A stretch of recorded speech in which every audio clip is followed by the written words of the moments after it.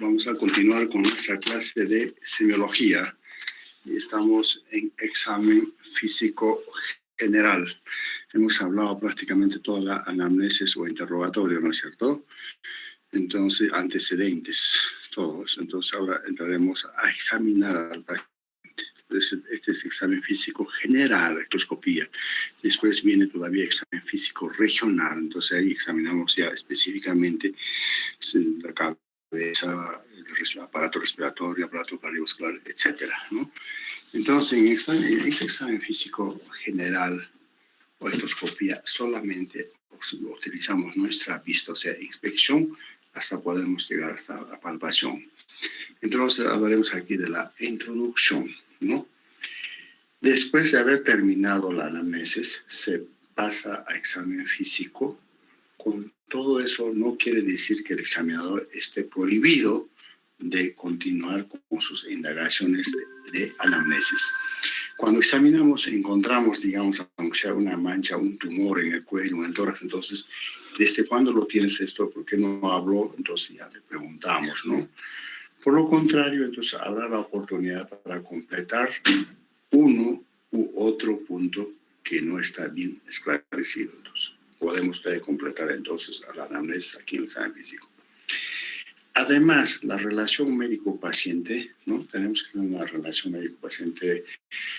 Prácticamente yo le he dado la confianza al paciente, el paciente también, entonces ya no hay ese temor de esconder sus síntomas, nada, ya hay cierta confianza, hay un respeto único entre ambos, ¿no? Entonces, esta relación médico-paciente establecida durante el interrogatorio o anamnesis va a facilitar la exploración física subsiguiente. Entonces, todo lo que le voy a pedir, que respire, que gire al otro lado, entonces todo él me va a obedecer. La exploración física puede ser dividida en dos partes, aquí está. Uno, exploración física general o ectoscopía, es lo que vamos a hablar ahora. A través de él son obtenidos los datos generales independientemente de varios sistemas orgánicos. 2. Exploración física regional. En esta exploración física regional vamos a tener aparato respiratorio, cardiovascular, digestivo, nervioso, endocrino, urinario, hematopoyético, ¿no? Que tiene metodología propia y serán estudiados en capítulos siguientes, ¿ya? Posteriormente, después de esto. Para practicar un examen físico satisfactorio es necesario aprender a usar bien la vista, ¿cierto? El olfato, el tacto, el oído, ¿no? Las manos, la cuestión para palpación, percusión, etc., ¿no?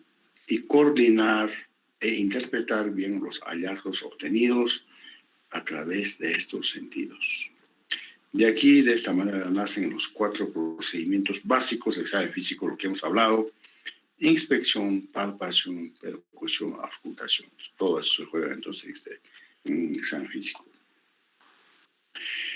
¿no? Con una mirada que dura pocos segundos, ¿no? Al paciente le hagas con una mirada con pocos segundos, el médico descubre mucho de la personalidad del paciente y de su salud, en qué condición está, en bueno, malo, grave, una mirada simple, ¿no? Esto no se aprende de manera directa, hay que aprenderlo personalmente a través de la experiencia continua en el trato interpersonal. El examen del enfermo en la exploración física general se hace por medio de la vista, sin aplicar ninguna norma técnica. En ello se basaba el diagnóstico de los clínicos antiguos, o sea, médicos antiguos, los clínicos antiguos, que tienen muy desarrollado lo que se ha dado en llamar ojo clínico. O sea, los médicos más antiguos, más prácticos, con la mirada ya le dan el diagnóstico. Con solo su caminada, mirar la cara, ¿no? Todo entonces ya lo tienen el diagnóstico, ¿no? Entonces a eso me refiero. El médico debe esforzarse por dominar el difícil arte de mirar y observar. Inspección general se refiere que ante un enfermo que llega a la clínica por su propio pie o caminando, o conducido o conducido a ella, o que se concentra o se concentra o se encuentra encamado, entonces, o al caminar o en el hospital que encontramos encamado o en su domicilio, debemos hacer un examen global que nos permita observar a primera vista un conjunto de particularidades que es lo que recibe el nombre de hábitos exterior o exploración física general. Pues a eso se refiere. Constituyen preliminares para una adecuada exploración física general los siguientes elementos. Para examinarlo a esto, ¿qué necesitamos en nuestro consultorio privado o en el hospital? Primero, un local con temperatura adecuada, ¿cierto? No puede hacer mucho frío, nada, temperatura adecuada. Iluminación, segundo, iluminación correcta. Necesitamos una luz, de preferencia luz natural, hemos dicho, ¿cierto? Tercero, la posición del paciente y del examinador debe adecuarse a la zona u órgano que se va a explorar, debiendo cuidarse que ambos estén confortables. El paciente podrá estar echado, sentado o de pie, depende de sus condiciones de lo que se va a investigarse o de lo que se va a examinarse. Tampoco no podemos exigir a un paciente, digamos, que está con una disnea, encharcado los pulmones, con edema pulmonar, entonces échese porque peor la cuestión se va a comer. Entonces él quiere que le examinen solamente sentado.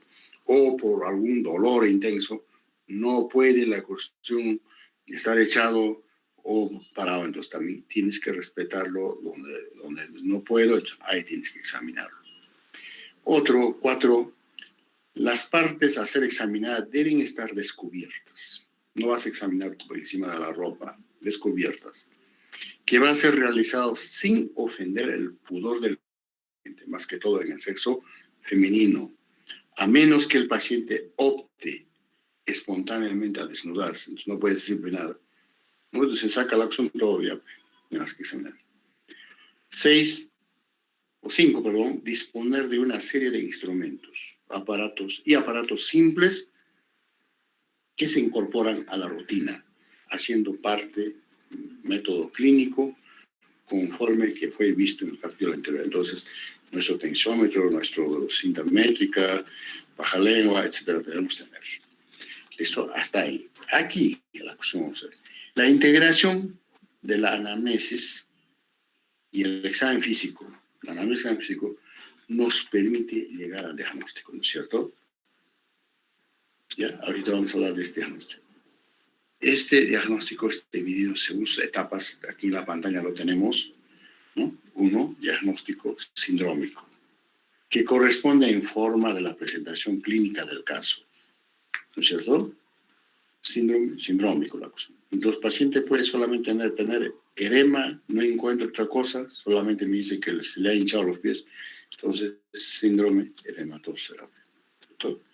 Segundo, diagnóstico funcional, que corresponde al aspecto fisiopatológico del caso.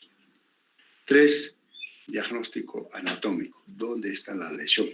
¿Cierto? Que corresponde a la naturaleza de la sede de la lesión. 4, diagnóstico etiológico, también queremos saber quién es el causante. El diagnóstico etiológico, el agente etiológico causante de la enfermedad queremos saber, ¿cierto? Entonces, es necesario la cuestión. Perdón, todavía esto no. Entonces, aquí prácticamente, ejemplo, podemos decir, un paciente que tiene, paciente con diabetes de larga data.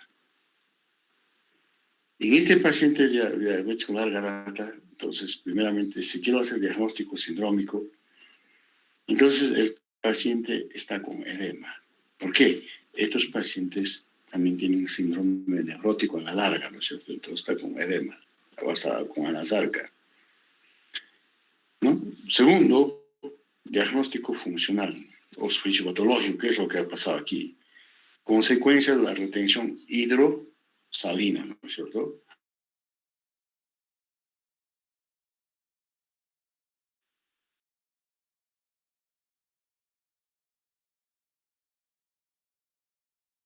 capilar.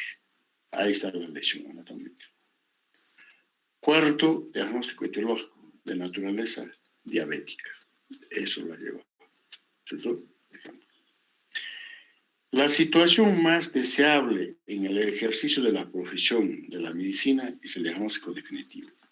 Lo que nosotros queremos es llegar al diagnóstico definitivo. Así, de esta manera, el médico puede instituir los métodos terapéuticos. Llegando al diagnóstico final, recién es el tratamiento más adecuado al caso. Entre tanto, no siempre esto es posible exclusivamente a la luz de la anamnesis. Algunas veces, con anamnesis no llegamos a la cuestión. O llegamos solamente a los diagnósticos probables, hipótesis diagnóstico puede hacer esto, toda la cuestión, ¿cierto? Pero yo quiero llegar al diagnóstico definitivo, a dar un tratamiento certero, digamos, ¿no? La imposibilidad del diagnóstico definitivo a la luz de la anamnesis, el examen físico que lo he realizado, el médico elabora los diagnósticos probables. Siendo estos, serán eliminados las causas menos probables por intermedio de diagnóstico diferencial. Digamos un paciente que tiene fiebre solamente, no encuentra otra cosa. Entonces diré la cuestión, este es probable, o síndrome febril, pondré. Dentro de esto, pero de este síndrome febril, quiero llegar al diagnóstico clínico. ¿Será fiebre tifoidea? ¿Será malaria? ¿Será una infección de vías urinarias? ¿Cuál es la cosa? Entonces tengo que hacer diagnóstico diferencial. Bueno, no puede ser fiebre tifoidea, no puede ser infección urinaria o pielonefritis. Bueno, este paciente proviene digamos, de puerto abandonado, ¿no? Entonces, ¿qué tal estoy frente a malaria, que hace fiebre? Entonces, tengo que eliminar así la cuestión, ¿no? Hacer mi diagnóstico diferencial. Y si no puedo eso, entonces tengo que pedir los exámenes complementarios. La otra etapa del ejercicio profesional, tanto el diagnóstico definitivo y los diagnósticos probables, corresponden a la realización de exámenes complementarios, que podrá ser confirmada, descartada o modificada según los resultados que podamos obtener de estudios complementarios o resultados de estos exámenes complementarios, en que en algunos casos permitirán descubrir enfermedades que aún no produjeron manifestaciones clínicas. También sirve para cuantificar con mayor precisión la gravedad de una afección ya conocida, quizás evidenciar complicaciones asociadas, seguir el curso evolutivo y sobre todo evaluar la respuesta al tratamiento. En esta fase se indica exámenes complementarios que serán objetivamente solicitados, ¿no? Direccionados al diagnóstico. O sea, lo que voy a pedir exámenes complementarios, lo que estoy escribiendo como diagnósticos probables, ¿no? Entonces tampoco no puedo decirme, pues también hay que pedir esto, porque aquí en este hospital están haciendo estos diagnósticos, o el paciente tiene dinero, también porque no se hace hacer estas cosas, no. Todos tienen que ser direccionados a los diagnósticos, tiene que ser muy objetivo. Que deben ser los pedidos en forma, no puede ser en forma desordenada y arbitrariamente. Cuando los diagnósticos son establecidos, se debe dar el inicio del tratamiento. Ya cuando ya das diagnóstico, recién el tratamiento específico. Hasta mientras, digamos, este paciente con fiebre ha ingresado, estará deshidratado, estará con vómitos, entonces puedo dar tratamiento sintomático.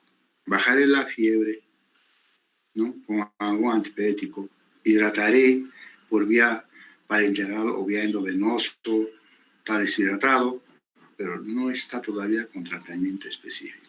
Estoy buscando cuál es la causa, por qué hace fiebre, realmente es una infección urinaria, o realmente es fiebre tifoidea, o realmente es malaria. Entonces, a eso me refiero.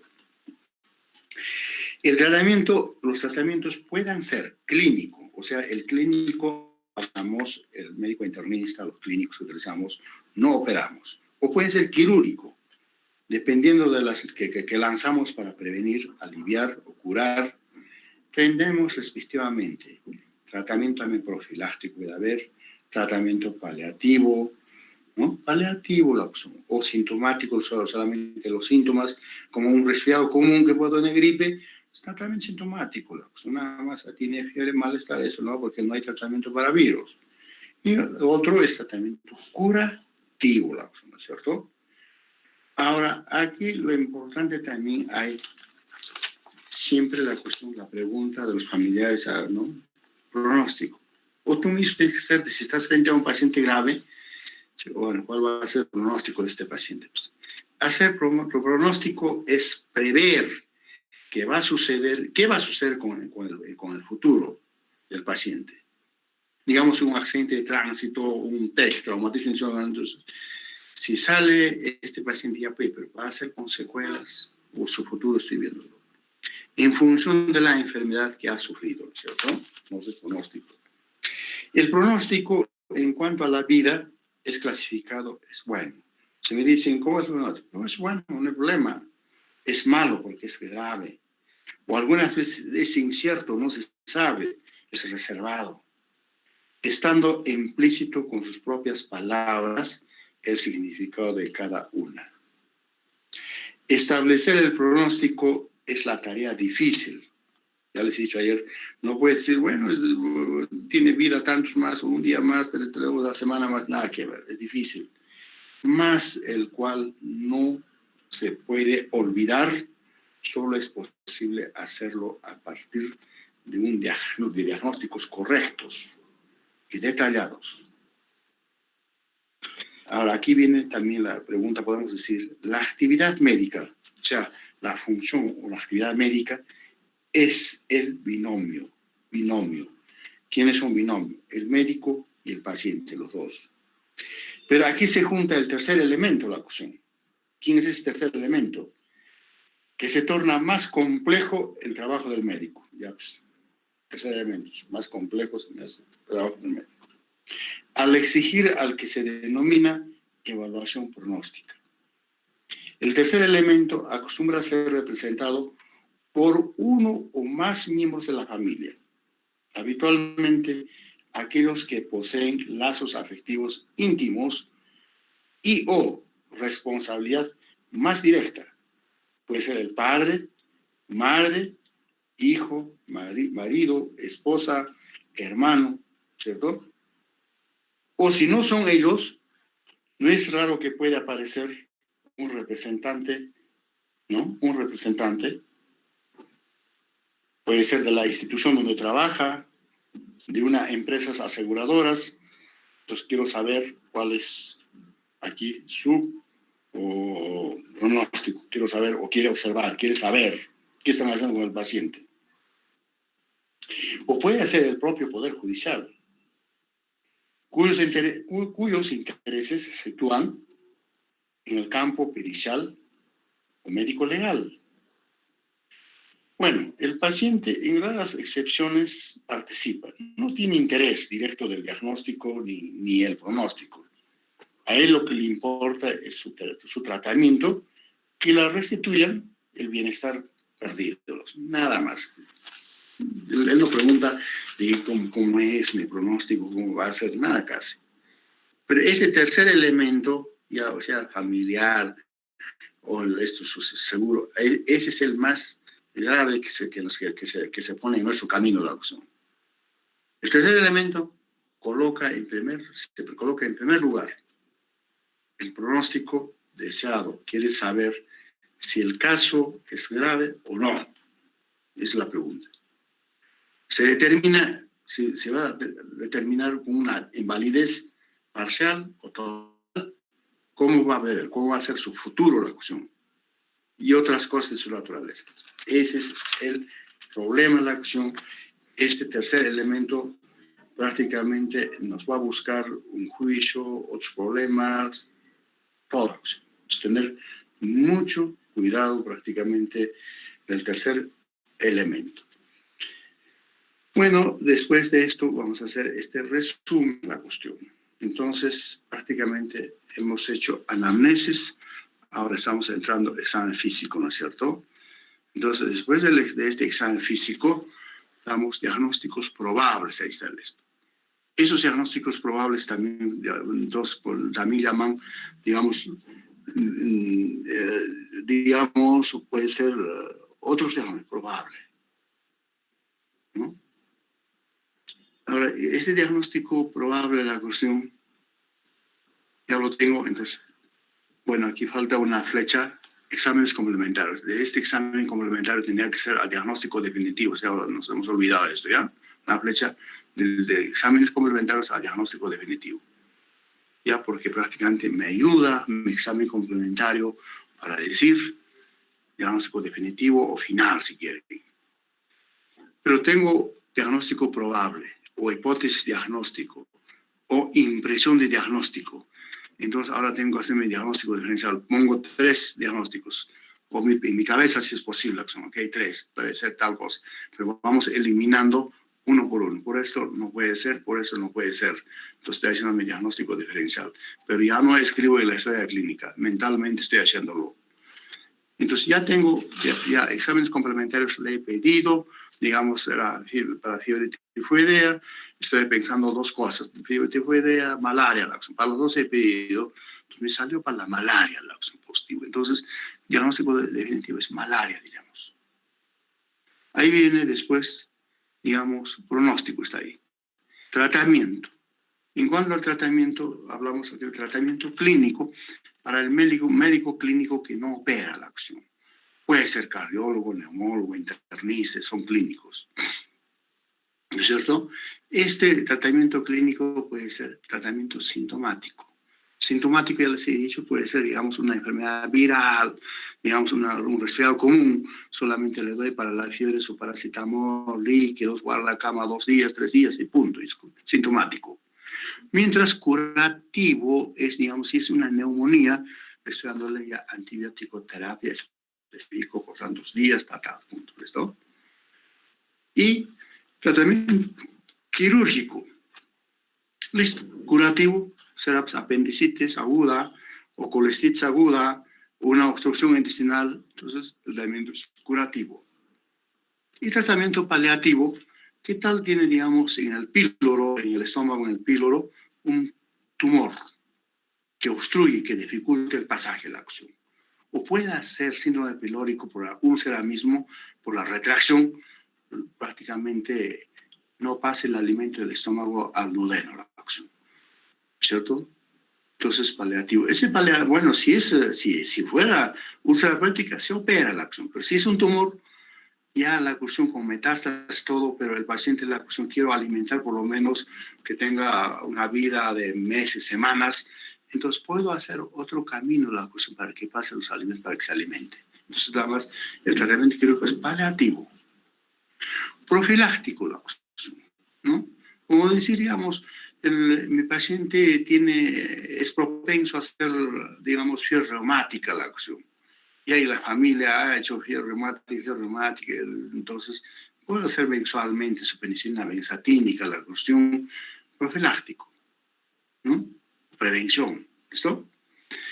Todo esto que hay, después hacemos tratamiento sintomático curativo de evolución, cómo evoluciona la acción, ¿cierto? Ahora, por aquí, donde está la exploración física, hay unas puntitos, todo, ¿no es cierto? Entonces, aquí, exámenes complementarios.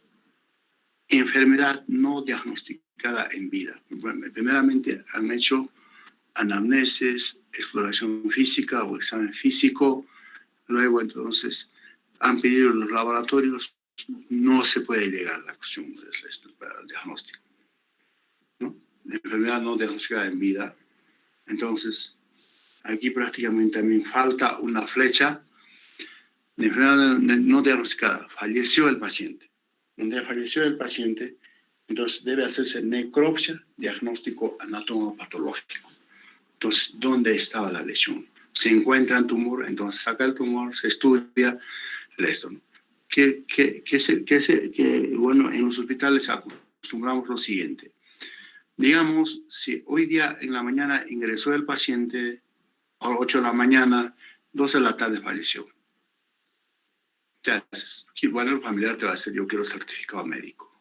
Entonces, la norma es, no señor, tiene que ser por lo menos 48 horas, tiene que permanecer para dar certificado médico. Este paciente pasa a necropsia. Y peor, con mayor razón todavía, si el paciente ha sufrido accidentes de tránsito, intoxicaciones, todo, ¿no? Entonces prácticamente hacen necropsia, diagnóstico anatomopatológico. Recién le da el certificado de función el médico legista, ¿no? Entonces muchas veces ahí no se llegó al diagnóstico, pero falleció, entonces es el esto. Entonces todo, bueno, aquí algunas cosas se ha olvidado, como les digo, exámenes complementarios, una flecha, diagnóstico definitivo, enfermedad diagnóstica, no diagnosticada en vida más abajo, una flecha que jalar, necropsia, ¿no? Diagnóstico anatomopatológico. Entonces, todo está aquí en lo que es la historia clínica, la cuestión, toda la semiología, en resumen podemos decir, ¿listo? Ahora hablaremos técnica de exploración. Estamos en examen físico, la técnica. En este examen físico general, ¿qué cosa tienes que preguntar al paciente? ¿Qué te interesa? Porque es una secuencia. La exploración física general o ectoscopía es realizado por la inspección y palpación. Más que todo aquí es la inspección. Palpación en algunas partes vas a utilizar la mano. Habiendo varias maniobras basadas en estos procedimientos fundamentales que serán descritas en los momentos oportunos. El estudio de hábitos exterior considera los siguientes datos o sugiere a seguir la secuencia. Esta es la secuencia del examen físico general. Evaluación de estado general. ¿No? Ahorita vamos a hablar uno por uno. ¿Cómo llegó el paciente en la cuestión? Hayan escuchado ustedes, si es que han ido al hospital, paciente en buen estado general, paciente regular o mal estado general, la cuestión está en coma, ¿no? Segundo, evaluación del nivel de conciencia. ¿Cómo está? ¿Está en coma, lúcido, está delirando, está en estupor, desorientado? ¿Qué? Su lenguaje es la cuestión. ¿Habla bien o no? ¿O tartamudea o no puede hablar?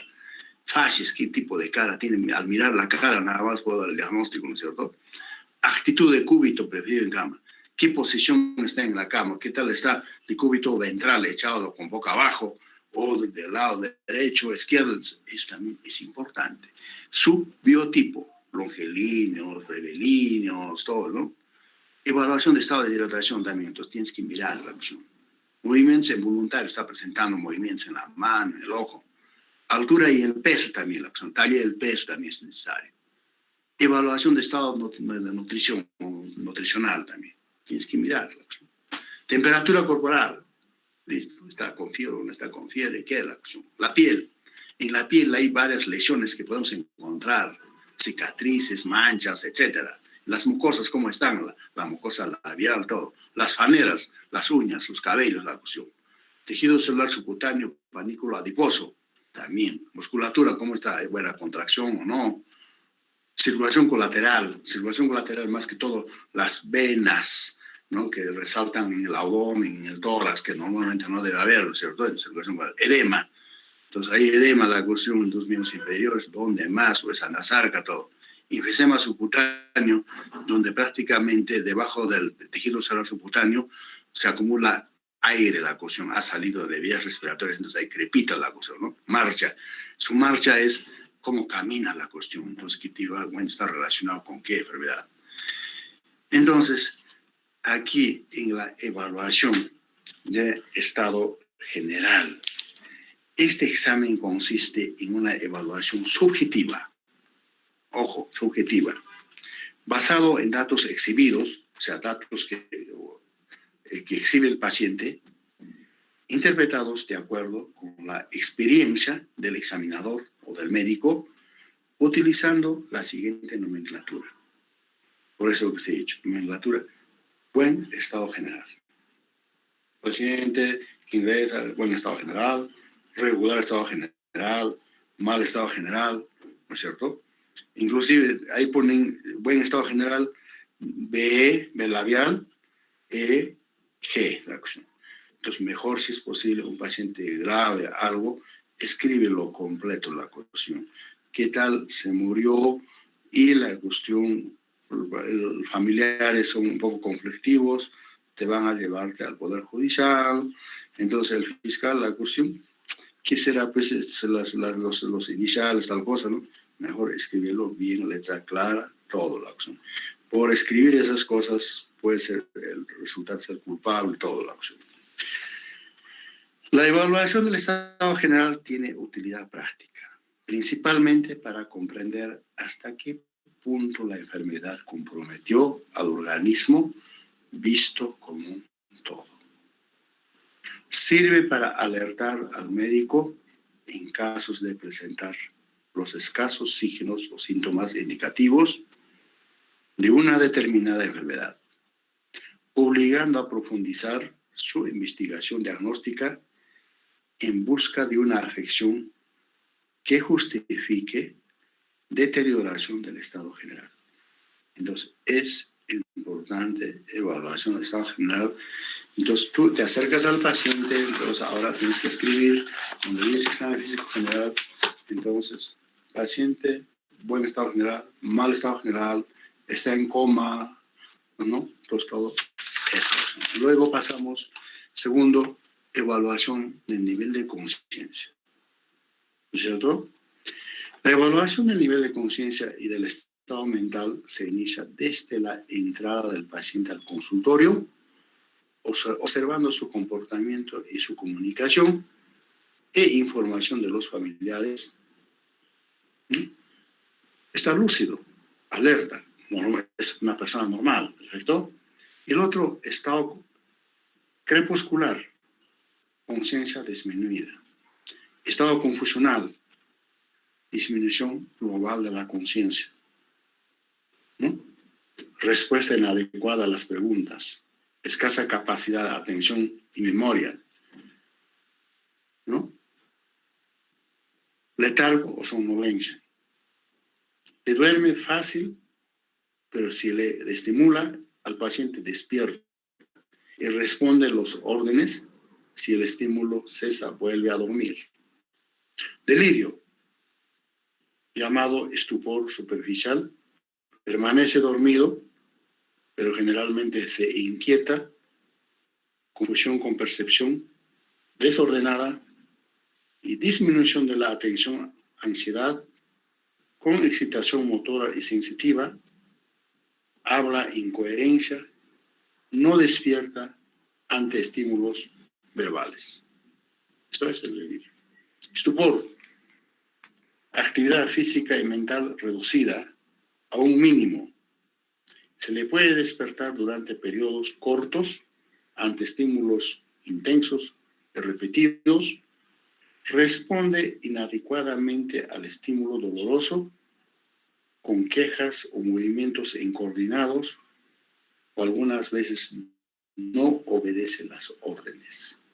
Entonces, en ese tipo de pacientes está ingresando la cuestión. Probablemente es un paciente algo psiquiátrico, o probablemente tiene un accidente cerebrovascular, o traumatismo encefalocraniano, no sabemos, ¿no es cierto? Entonces, ingresa así. A partir de estos datos es posible caracterizar el estado de coma. Dentro de la siguiente realizamos la graduación de coma. Podemos hablar, digamos, a coma leve o grado 1. Existe un compromiso leve de la conciencia. El paciente es capaz de atender órdenes simples, de abrir y cerrar los ojos, levantar los brazos, responde a las preguntas, ¿no? Abre los ojos, responde, pero es leve la acción. B, coma moderado, grado 2, ¿no? La pérdida de conciencia es casi total. Responde apenas a estimulación dolorosa, enérgica. La deglución es realizada con dificultad. Están preservados los reflejos tendinosos, cutáneos y pupilar, la pupila en el ojo. C, coma profundo, grado 3. La pérdida de conciencia es completa. El paciente no responde a solicitudes externas, por más intenso que sea. Su perceptibilidad es igual a cero. No deglute, ¿no?, el agua. No puede tomar, no puede pasar. Y ningún estímulo lo despierta. Además, se observa arreflexia, tendinosa, cutánea, pupilar. No responde a los reflejos. Hay relajamiento completo de la musculatura e incontinencia de los esfínteres. No controla, se orina, hace sus necesidades, no controla nada. D, coma, grado 4. Este sea más grave. Existe compromiso de signos vitales. Hay paro respiratorio o está en apnea. Apnea hay un paro respiratorio. Siendo la ventilación mantenida con respiración artificial. Lo han intubado ya, entonces está respirando todavía, pero con respirador. Es casi siempre un estado irreversible, ¿no? Aquí se hace, digamos, un encefalograma, revela silencio eléctrico cerebral, ¿no? Desde el punto de vista semiológico debe ser investigado la manera de investigación, el estado de coma. De inicio súbito, ha sido súbito, brusco, o de instalación lenta la cuestión. Entonces aquí preguntamos, ¿qué ha pasado? ¿Qué ha entrado en coma? Pero bruscamente la persona ha entrado. Entonces, primeramente estaba todavía, entró en confusión mental, ha delirado, poco a poco ahora ya entró, ya no nos reconoce, ya nos obedece, ya no puede respirar tal cual, ¿no es cierto? Las principales causas de coma, la cuestión, entonces, como estudiante de medicina ya tengo que saber la cuestión, por qué el coma, la cuestión, ¿no es cierto? A nivel del sistema nervioso,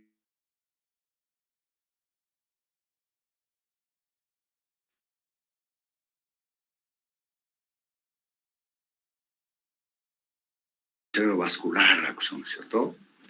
Neoplasia cerebral, infecciones del sistema nervioso central como encefalitis, meningitis, epilepsia. La epilepsia, el estatus epiléptico, o sea, el estatus epiléptico o estado mal epiléptico, convulsionan ahorita, pasa unos segundos, minutos, otra vez en ese plan están, entonces también entran en coma, o sea, síndromes convulsivos. Eso es en el sistema nervioso central.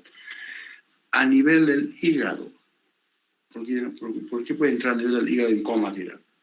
Pacientes que tienen insuficiencia hepática, pacientes cirróticos con cirrosis hepática, no terminan en encefalopatía hepática, entran en coma. ¿Listo? Entran en coma, esos, digamos, trabajadores, los albañiles, que toman la cuestión en cada construcción, entonces ya ellos ya prácticamente son con cirrosis, son alcohólicos crónicos. Entonces llegan al hospital, la cuestión todo histérico, todo con una encefalopatía hepática, todo. Claro, estas encefalopatías hepáticas hay grados, grado 1, 2, 3. Si están en grado 1, entran solamente confusión mental, desorientación, todo. Mejoran ahí, se van, otra vez toman, regresan otra vez, ya cuando ya entran en grado 4, en encefalopatía, ya llegan a morir, ¿no? A nivel renal también pacientes sabemos que puede haber una insuficiencia renal crónica, aguda, hay una uremia, ¿no es cierto? Entonces también entran en encefalopatía urémica. La urea llega al cerebro, también entra en coma, encefalopatía urémica, ¿sabes? A nivel cardiovascular, ¿no? Hablamos de la hipertensión arterial, moderada, severa. Hay hipertensiones arteriales muy severas, la cuestión, entonces ya compromete al cerebro, el paciente está con cefalea intensa, náuseas, vómitos, desorientación, convulsiones, pues entra una encefalopatía hipertensiva, también entran en coma. A nivel endocrino, ¿no? Ahí tenemos cetoacidosis diabética, estado hiperosmolar, hiperglicémico, ¿no? Su glucosa subida disparado todo. O pacientes que tienen hipoglucemia. Alguien al paciente diabético que no sabe tratarlo le ha dado dosis o sobredosis de hipoglucemiantes, ya también ya le ha bajado mucho, ¿no? Entonces, entró en hipoglucemia, también coma entró. Crisis tireotóxicas, pacientes hipertiroideos también entran en coma. coma mixedematosa, pacientes con hipotiroidismo también a la larga terminan con coma mixedematosa. Y también algunos pacientes pueden presentar una insuficiencia suprarrenal aguda, o esos pacientes que se automedican con corticoides, la cuestión por dolor de sus músculos o las articulaciones, ¿ya? Están tomando, digamos, aunque sea un desametasona cada 8 horas, pero se le acabó la cuestión, o ya mejoró, ya no me duele, yo lo suspendo la cuestión. El paciente entró en una insuficiencia suprarrenal aguda, también en coma. Dentro de los otros, hay intoxicaciones exógenas, saben, el alcohol, o sea, alcoholismo agudo, ¿no es cierto? También entonces puede estar en coma, ¿no? Algunas veces no saben, no traen de la calle, pero uno por el olor percibe la cuestión, está olor a alcohol, ¿no es cierto? También intoxicaciones que son por insecticidas, ¿no? Y herbicidas, la cuestión utilizan los agricultores, los agrónomos, etcétera. Intoxicación con barbitúricos, psicotrópicos, los psicotrópicos, ya sea diazepam, todos los tranquilizantes menores, mayores, ¿no es cierto?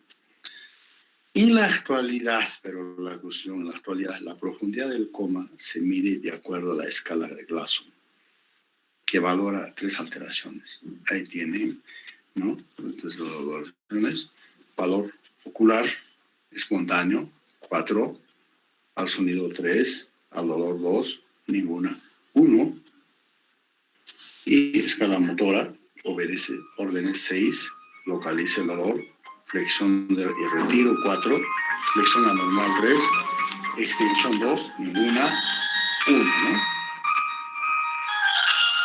Perdón, ¿no? Algo por eso.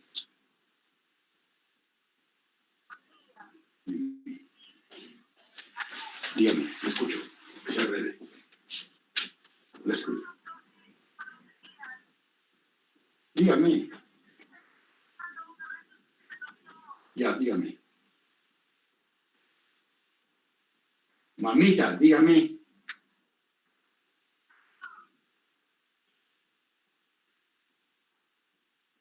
Yo le llamo, ¿ya? Déjame, yo le llamo, después. Entonces, y tercero, la respuesta verbal, ¿no? Esa respuesta verbal orientado, conversa, 5.2, conversación confusa, 4, palabras inapropiadas, 3, sonidos incomprensibles, 2, ninguna, 1. Entonces, también esto se utiliza la opción, ¿no? Entonces, este es en cuanto estamos entonces ahorita en examen físico general. Entonces, toda la secuencia que hemos dicho, entonces estamos ahorita en evaluación nivel de conciencia, entonces hablaremos mañana el lenguaje, fases, biotipo, todo eso externamente, ese examen físico general. Hasta terminamos en edema en marcha, recién entramos al aparato respiratorio, la cuestión solamente si el paciente viene, digamos, de una neumonía con una tos, fiebre, entonces ya ahí vamos a estar. Pero con todo eso no nos vamos a olvidarnos todo lo que hemos hablado, la opción, ¿no? Elaborar la historia clínica, este examen físico general también debemos pasar todo, desde la cabeza hasta la punta de los pies. Y después más vamos a detenernos, por supuesto, en examen físico regional. Si es abdomen, en el abdomen vamos a atender. Pero no voy a ir directamente porque el paciente viene con dolor abdominal, me voy directamente. No, la secuencia es esto. ¿So? Toda la secuencia es lo que vamos a hacer. Claro, si no hay nada, digamos, en la cara, su fase normal será rápido paso, pero sí voy a detenerme en el abdomen, la patología está en el abdomen, o está en el respiratorio, o cardiovascular, ¿no? Así sucesivamente. ¿Alguna pregunta hasta aquí?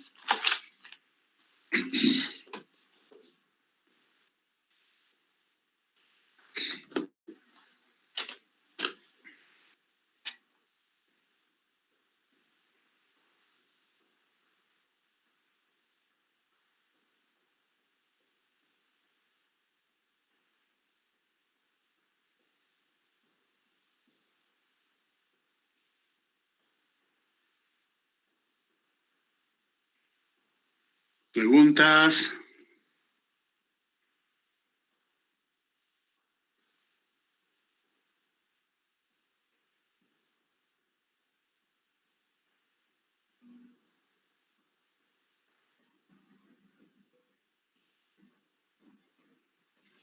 Doctor, buen día. Al parecer, doctor, no hay dudas.